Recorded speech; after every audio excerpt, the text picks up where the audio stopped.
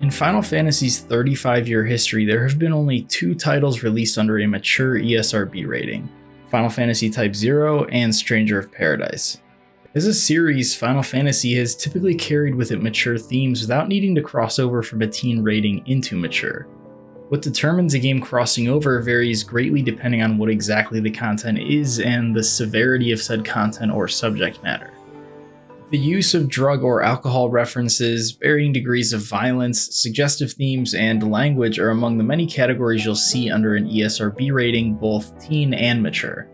Language can surely take you from one to the next depending on frequency, however there is one factor in particular that can truly push it past the red line: blood.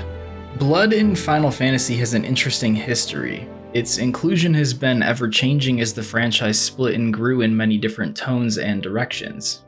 Its inclusion isn't a requirement to tell a memorable or heartbreaking story, but it sure as hell can leave an impression if used in a meaningful way.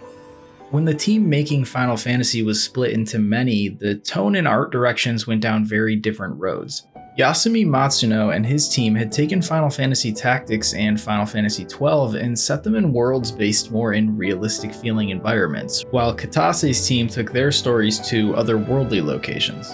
Art direction is a massive contributor in where tone is decided.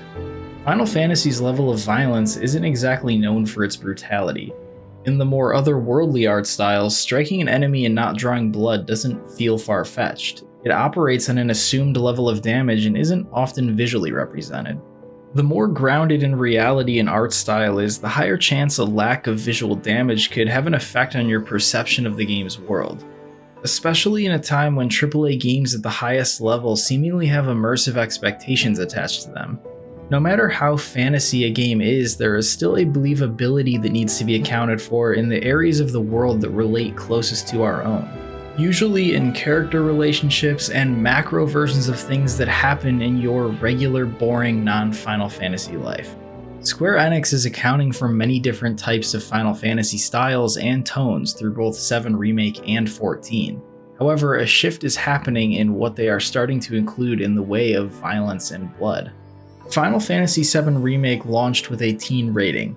In the opening hours of Final Fantasy VII that Remake covers, there are sections where blood is shown in large amounts.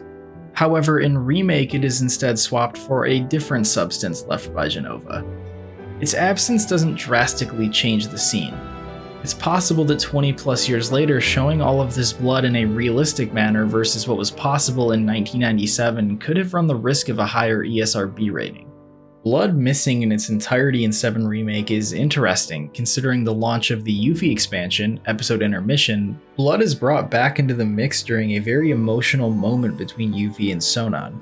It's tough to clock the significance of its inclusion when the opening 5 hours of the original game didn't feature tons of blood outside of Shinra headquarters. In this style of Final Fantasy game, it has been used very sparingly in recent entries, so it bodes well for the remaining 2 parts of 7's reimagining. With the return of Crisis Core, the absence of blood in 7 Remake would especially seem odd considering the amount Crisis Core uses in the game's most significant moments. Moments that likely push the limits of what can be used in a teen rating. Final Fantasy XVI will be the first mainline numbered Final Fantasy title with a mature rating. Having a mature rating is a huge deal when your entire franchise is typically based in a different bracket. Yoshi-p and Creative Business Unit 3 are dedicated to telling a darker story with a heavier focus on mature themes and events. Pushing into a mature rating allows the team to tell their intended story with no bounds. 7 Remake didn't require a different rating to tell its story, but its rating did come with minor changes. Final Fantasy XVI is about war. War is bloody and dark, and in order for it to be an effective crux of the game's narrative and how it affects the world's inhabitants, you can't shy away. It would be held back by trying to stick to a teen rating.